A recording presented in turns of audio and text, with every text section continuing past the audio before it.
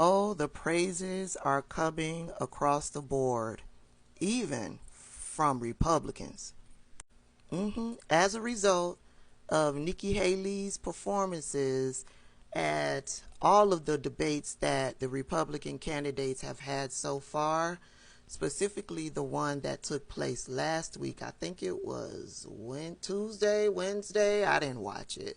But yeah, praise is coming from all across the board for Nikki Haley, including Republicans.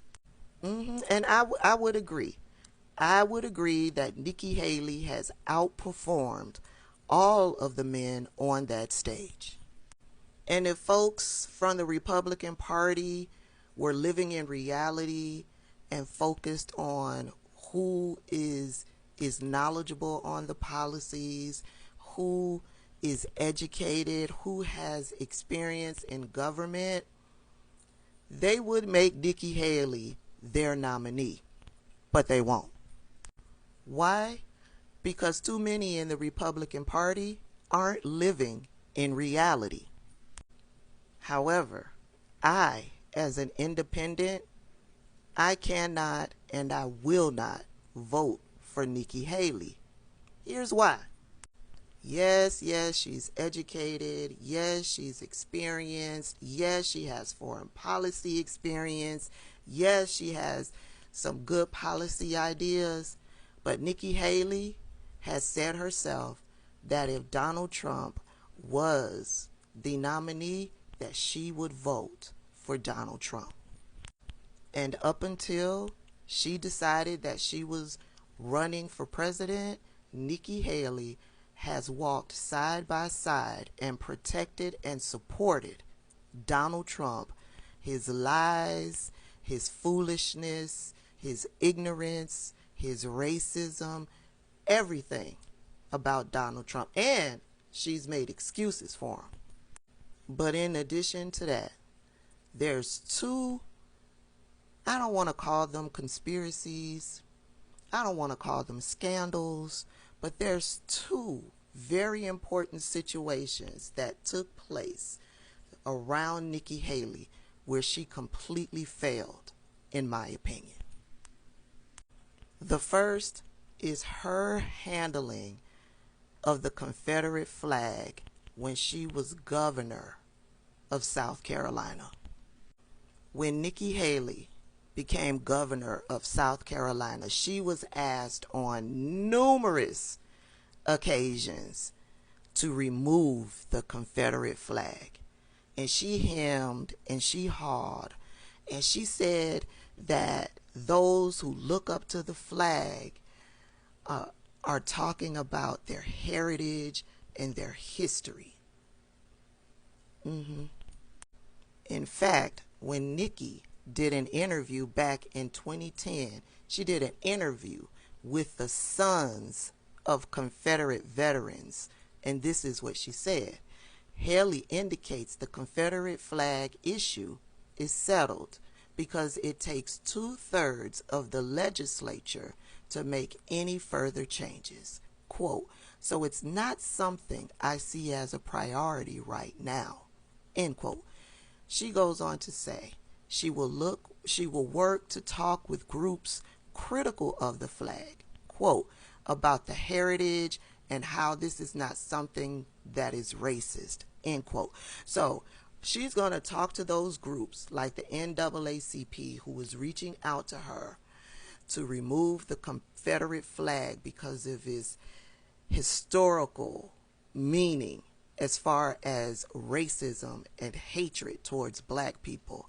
And she said to these people, sons of Confederate veterans, that I'll speak out to groups like, I will speak to groups like the NAACP and let them know that no, it's not racist. It's about heritage. This group, Sons of Confederate Veterans, went on to ask her about celebrating a Confederate History Month. They wanted to know if she would support it. Here's her response, quote, the same as you have Black History Month and you have Confederate History Month and all of those, as long as it's done in a positive way and not a negative way. End quote. What is positive about the Confederacy? What is positive about the Confederate flag? Look at what you see today, their true nature, the true meaning as it has always been about that flag. Where do you see that flag flown? What's positive about that flag?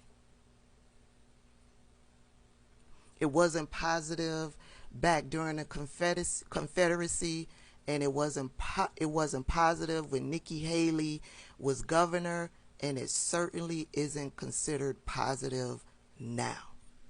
But she uses the okay of Confederate History Month because we celebrate Black History Month.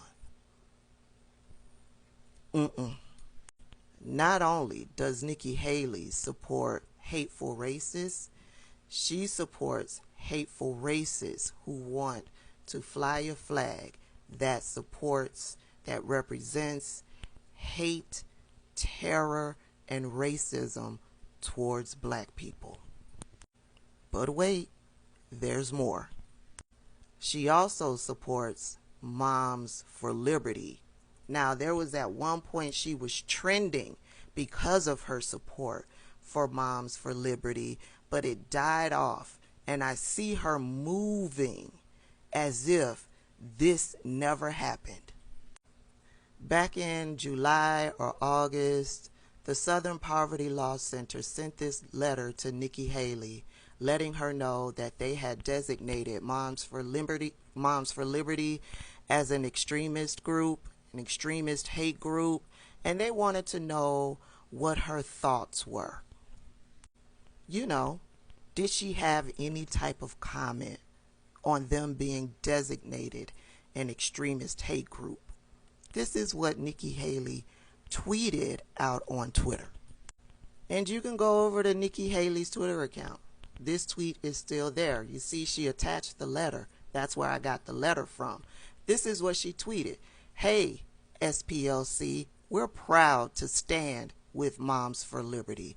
It's not extremist to save women's sports. It's not extremist to make sure parents have a say in their children's education. It is extremist to call a group of patriotic moms a hate group. Not too long after that newsletter that Moms for Liberty sends out quoted the man with the mustache, and all hell broke loose. From that point on, Nikki Haley has been silent on this matter and on Moms for Liberty. She spoke at their conference. She stood by them. She supported them. She spoke up for them. Yeah, but since we've gotten heavy into the debates, not one of these moderators has asked her about her support for a hate extremist group. I ain't forgot. Nikki Haley supports hatred and racism towards Black people. I will never vote for her. Voting day, November 2024, will soon be here. Elections have consequences. Make sure you choose wisely.